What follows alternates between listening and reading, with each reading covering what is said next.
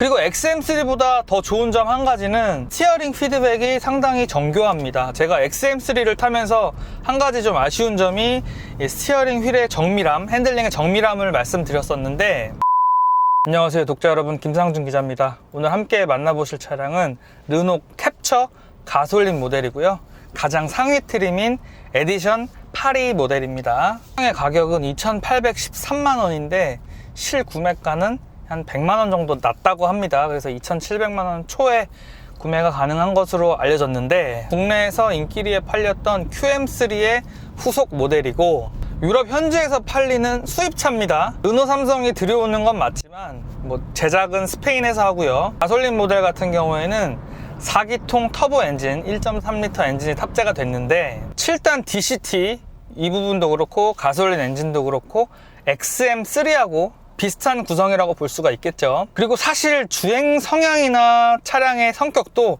좀 비슷한 면이 많이 있습니다. XM3 시승기를 많은 분들이 봐주셨는데 XM3하고 좀 비교를 하면서 차량을 살펴보도록 하겠습니다. 최고 출력은 152마력에 최대 토크는 26kgm인데, 우선 변속기 반응은 제가 XM3에서 약간 울컥거림, 초반 울컥거림이 좀 약간 심하다고 말씀을 드렸는데, 캡처는 XM3보다는 조금 더 부드럽게 반응을 합니다. 그래서 울컥거림도 조금 적습니다. 변속기의 체결감이나 변속 속도나 이런 부분은 XM3랑 대동소이한 것 같아요.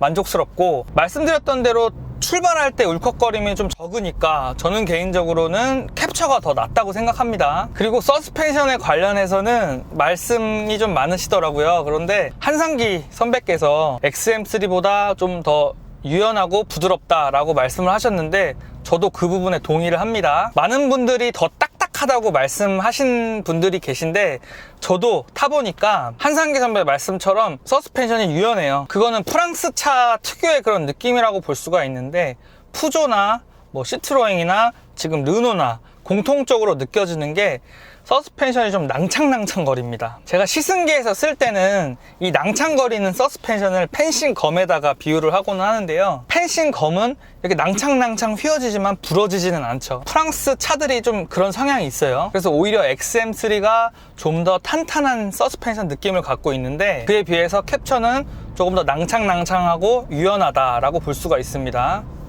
이 이유를 어느 정도 설명을 드릴 수가 있는 게, 프랑스나 유럽을 가보면은 돌바닥으로 된 길이 많이 있잖아요. 과거에 고성도 많고, 그리고 그에 파생되는 이런 돌바닥 이런 길들이 아직까지도 많은데, 서스펜션이 딱딱하면요 그 돌바닥 못 다닙니다. 진짜 불편하고 충격이 그대로 차 안으로 다 들어와요. 그렇기 때문에 특히 프랑스 차들이 상당히 낭창낭창한 이런 서스펜션 감각을 갖고 있는데, XM3보다 그 부분에서 더 부드러운 세팅을 가져간 거고, 차는 말 그대로 수입차니까 그런 세팅을 그대로 갖고 왔다고 볼 수가 있죠. 변속기의 감각이라든지 서스펜션의 감각, 이런 부분이 개인적으로는 전 XM3보다는 캡처가 더 낫다고 생각을 합니다. 그리고 XM3보다 더 좋은 점 한 가지는 이 스티어링 피드백이 상당히 정교합니다. 제가 XM3를 타면서 한 가지 좀 아쉬운 점이 이 스티어링 휠의 정밀함, 핸들링의 정밀함을 말씀드렸었는데, XM3보다는 좀 더 정밀한 느낌을 갖고 있기 때문에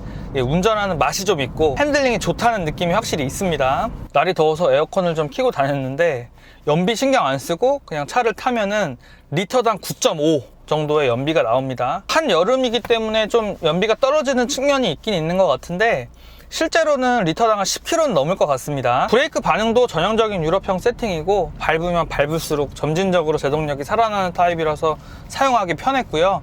나머지는 사실 XM3랑 거의 주행 느낌이 비슷하기 때문에 차량의 외형 디자인, 그리고 가격, 이런 부분들을 고려해서 구매를 하시면 좋을 것 같아요. 주행 만족도 측면에서는 캡처가 좀 더 좋은 점수를 줄 수 있지만, XM3가 워낙 가성비가 좋기 때문에 꼼꼼하게 비교를 해보시면 좋을 것 같습니다. 캡처의 또 다른 장점은 인테리어 디자인과 또 인테리어 소재, 이런 부분을 볼 수가 있는데, 지금 제가 타고 있는 에디션 파리 모델 같은 경우에는 실내 내장 품질이 상당히 좋습니다.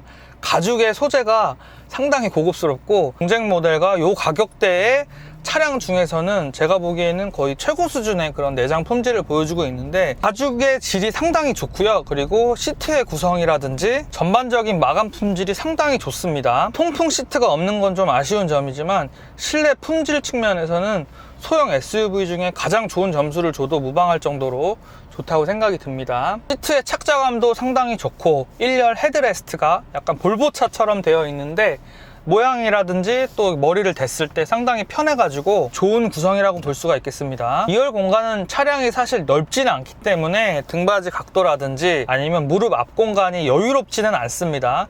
등받이 각도가 조절이 안 되고 약간 이게 고추 서 있는 느낌이 있는데 실제로 2열에 타서 이동을 해보니까 크게 불편함이 없었어요. 그래서 2열도 탈만하다. 물론 1열 승차감이 더 좋기는 합니다. 트렁크 공간이 막 여유롭지는 않지만 그래도 앞으로 이동이 된다는 장점이 있어서 좀 더 큰 짐을 싣거나 아니면은 좀 더 활용도가 높아진 건 사실이고요. 폴딩 기능을 통해서 조금 더 많은 짐을 실 수가 있죠. 사실 세단 모델보다는 이렇게 높이가 높은 짐을 실을 수가 있기 때문에 SUV의 장점을 갖고 있다고 볼 수가 있습니다. ACC, 어댑티브 크루즈 컨트롤 기능은 앞차와의 간격을 잘 맞춰서 주행이 되고요. 조금 아쉬운 점은 차선 유지 보조 장착이 되기는 했는데 차선 중앙을 이렇게 맞춰서 갈 수 있는 그런 능력은 좀 부족한 것 같아요. ADAS 기능이 막 훌륭하지는 않지만 그래도 ACC 기능, 어댑티브 크루즈 컨트롤 기능이 있기 때문에 나름 편리한 주행이 가능하다. 이 점은 장점이겠습니다. 차량에 대한 총평을 해보면 유럽에서 인기 있는 캡처 모델을 국내에서 살 수 있다는 거는 좋은 점인데 옵션의 구성이나 트림을 봤을 때는 지금 제가 타고 있는 에디션 8위 모델을 살 수밖에 없게 만든 것 같아요. 보스 사운드 오디오 시스템이라든지 아니면 오토홀드 기능이라든지 좋은 품질의 내장재라든지 이런 거를 고려했을 때 최상위 트림의 구매를 이렇게 유도하는 것 같아요. 그에 비해서 디젤 모델은 옵션이나 이런 부분이 좀 약해지기 때문에 개인적으로 그 부분은 좀 아쉽다고 생각이 됩니다. 말씀드렸던 대로 2,700만 원 초반에 에디션 8위 모델을 구매를 할 수가 있는데 나름대로 가성비가 좋다고 생각이 됩니다. 사실 가성비 최고는 XM3이기 때문에 그리고 또 캡처나 XM3가 사실 결이 비슷해요. 둘이 거의 비슷하기 때문에 두 모델 다 시승을 해보시고 가격, 디자인 이런 거 고려하셔가지고 합리적인 구매를 하시면 좋을 것 같습니다. 네, 독자분들 감사하고요. 더 유익한 자동차 컨텐츠로 찾아뵙겠습니다. 감사합니다.